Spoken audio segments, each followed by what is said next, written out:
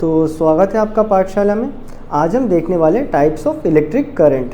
तो देखो, electric current को देखने के पहले ये समझो कि इलेक्ट्रिक करंट कब आप फ्लो करवा सकते हो। तो बेसिकली अगर आपको इलेक्ट्रिक करंट को फ्लो करवाना है तो आपको कुछ कंडीशंस को फॉलो करने होंगे। दैट इज़ रिक्वायरमेंट, जो ज़रूरत है हमें करंट को फ्लो करवाने के टाइम पे, that is requirement to flow current. अगर आपको करंट को फ्लो करवाना है तो आपको कुछ बेसिक रिक्वायरमेंट्स की ज़रूरत पड़ेंगे। तो पहला जो रिक्वायरमेंट है वो है आपको सर्किट चाहिए होगा। क्या चाहिए होगा? सर्किट। अब सर्किट बेसिकली क्या होता है, आपने पढ़ा है एक क्लोज्ड लूप होता है, ठीक है। क्लोज्ड लूप होता है, बचपन में आपने पढ़ा है। तो ये जो क्लोज्ड लूप होता है इसके अंदर बेसिकली क्या होता है, कुछ कंडक्टर्स होते हैं। कंडक्टर्स मतलब क्या होता है, इसके अंदर वायर्स होते हैं, डन। और बाकी क्या होते हैं, बल्ब वगैरह जो भी चीज़ें होते हैं उसको हम एलिमेंट्स बोलते हैं, डन। तो आपको एक, अगर आपको रिक्वायरमेंट है, अगर आपको इलेक्ट्रिक करंट फ्लो करवाना है तो आपको एक सर्किट बनाना पड़ेगा। सर्किट के अंदर मेजॉरिटी पार्ट कंडक्टर्स का होता है और कुछ एलिमेंट्स होते हैं जैसे बल्ब, ट्यूबलाइट, फिर फ्रिज, वो सारे एलिमेंट्स होंगे। अब जो दूसरा चीज़ है, खाली सर्किट बनाओगे तो नहीं मूव करेगा। आपको क्या चाहिए होगा कि इलेक्ट्रोमोटिव फोर्स चाहिए होगा।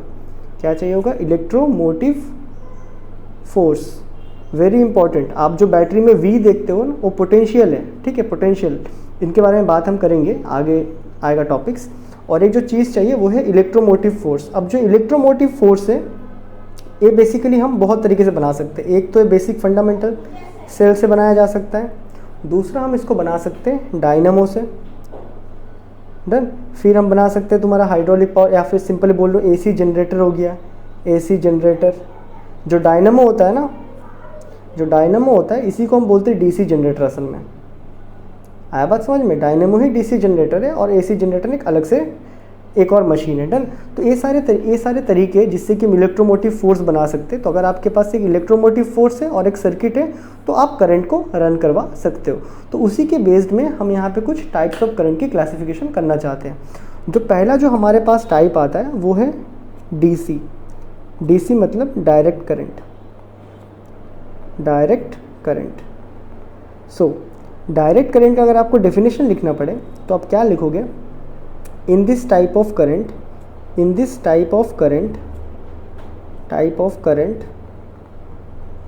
मैग्नीट्यूड एंड पोलैरिटी की जगह ना, अब इजीली समझने के लिए इसको डायरेक्शन बोल दो, डायरेक्शन, ठीक है। तो in this type of current magnitude and polarity असल में बोलना चाहिए, लेकिन अब डायरेक्शन से समझो क्योंकि करंट के पास डायरेक्शन नहीं होता है, ठीक है, ये हम बात करेंगे बाद में। तो magnitude and polarity that is आपका direction do not changes with time. याद रखो यहाँ पे मैं मैग्नीट्यूड एंड डायरेक्शन लिख रहा हूँ करंट के साथ, लेकिन याद रखो करंट एक स्केलर क्वांटिटी है जो कि हम नेक्स्ट वीडियो में डिस्कस करने वाले हैं। लेकिन DC करंट को समझाने के लिए मुझे बोलना पड़ रहा है। इसका मतलब होता है ये जो करंट का वैल्यू है ना, ये टाइम के साथ चेंज नहीं होता है, जितना है उतना ही है। और अगर इस डायरेक्शन में फ्लो हो रहा है तो इसी डायरेक्शन में कंटिन्यूस फ्लो हो रहा होगा। पोलैरिटी मतलब डायरेक्शन, पोल्स के direction, positive to negative flow हो रहा है ना, तो पोल्स के डायरेक्शन चेंज नहीं हो रहे हैं। यहाँ तक बात क्लियर है? ये होता है तुम्हारा DC करंट। और जो एक और करंट, AC करंट की भी बात करना है हमें, उसके पहले एक और करंट बात करते हैं, दैट इज़ वेरिएबल करंट। अब इसका मतलब होता है कि magnitude and polarity changes with time. इसमें मैग्नीट्यूड और जो पोलैरिटी होता है वो क्या होता है, वक्त के साथ चेंज हो रहा होता है, डन। ये हमारा करंट, ये हमारा टाइम। तो इसमें मैग्नीट्यूड और पोलैरिटी वक्त के साथ चेंज हो रहा होता है। तो ये होता है कुछ आपका वेरिएबल करंट। अभी एक इम्पॉर्टेंट बात जो कि इंस्टेंटेनियस करंट, इससे पूछता है, ठीक है, इंस्टेंटेनियस करंट, डन। इसके बारे में बात करना है। अच्छा, इनका सोर्सेस हमने नहीं लिखा था।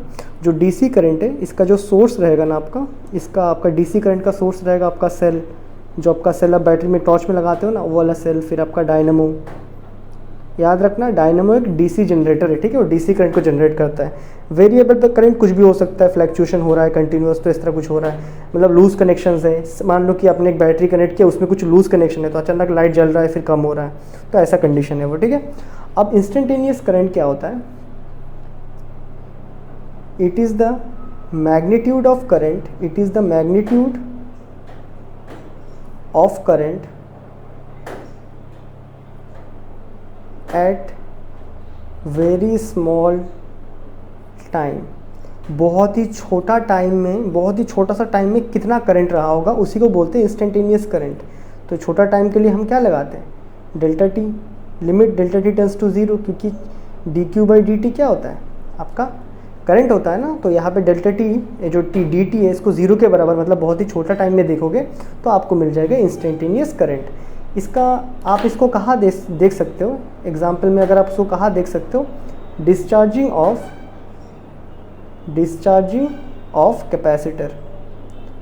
कैपेसिटर। जब हम लोग कोई कैपेसिटर के दो प्लेट को ऐसे तुरंत टच करते हैं ना, तो वो फ्रैक्शन ऑफ सेकंड में डिस्चार्ज हो जाता है। तो उस केस में अगर आपको करंट निकालना है जो सेकंड से भी कम टाइम में डिस्चार्ज होता है, तो उस केस में आपको क्या निकालना पड़ेगा, इंस्टेंटेनियस करंट। अब हम बात कर लेते हैं last and most important, that is AC. AC का मतलब होता है ऑल्टरनेटिंग करंट। अब देखो, ये जो ऑल्टरनेटिंग करंट है, इसका डेफिनेशन हम क्या लिखेंगे, in this type of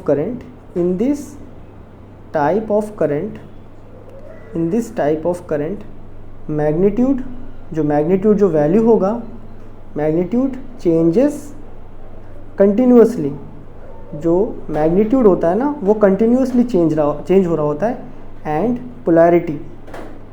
polarity, अभी इजीली समझने के लिए उस पोलैरिटी को तुम डायरेक्शन समझो, ठीक है, क्योंकि एसी करंट तो आया नहीं है ना, मतलब हाँ एसी करंट अभी तक आया नहीं, तो उसको डायरेक्शन समझो, लेकिन असल में उसको हम पोलैरिटी बोलेंगे, ठीक है, डन ना, क्योंकि डायरेक्शन तो होता नहीं है, तो हमने एक नया नाम ढूंढ के निकाला, पोलैरिटी, ठीक है। एंड पोलैरिटी चेंजेस पीरियोडिकली,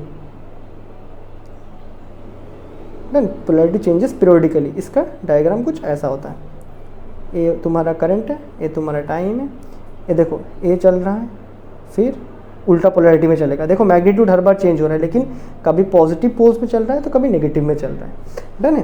तो देखो यार, बेसिकली ऑल्टरनेटिंग करंट का डेफिनेशन क्या रहेगा। अब देखो कि ये जो तुम्हारा जो पोलैरिटी होता है वो कंटिन्यूस चेंज हो रहा होता है। पोलैरिटी मतलब डायरेक्शन, फिर से बोल रहा हूँ, लेकिन डीसी हो या एसी हो, कुल मिला के करंट के पास डायरेक्शन नहीं होता है।